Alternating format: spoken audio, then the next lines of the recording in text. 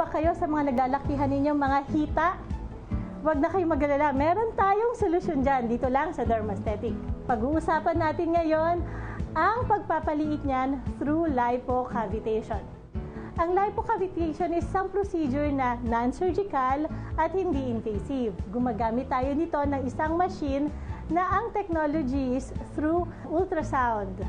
Mga 20 to 30 minutes. Any time of the day, pwede niyong gawin over lunchtime or during your break time sa office ninyo or pagkatapos ng office.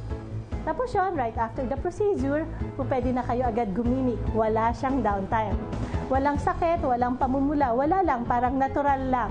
Bali ang ginagawa ng machine, binablast niya yung mga fats. Siyempre, pag blasted na yung fats, mas madali na siyang ma-breakdown ng katawan natin. Yung fats na na-break na yon, pupunta lang siya sa lymphatic drainage natin na makikita natin sa may singit natin. At yun is i-excrete lang natin through urine at saka feces na hindi natin mararamdaman. Hindi tayo mahihirapang umihi, hindi rin tayo mahihirapang dumumi. After mga 2 or 4 sessions, makikita na natin yung effect ng lipocavitation sa binti natin.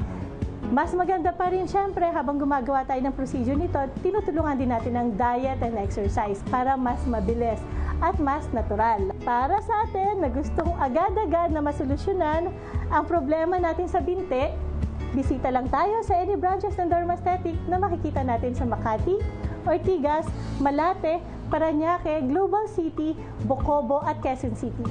At ito po ulit si Dr. Eclipse para sa inyong beauty tips. Para sa Dermaesthetic, your beauty within reach. Ako po si Cathy San Gabriel. Subscribe na sa PTV YouTube channel. I-click lang po ang subscribe button.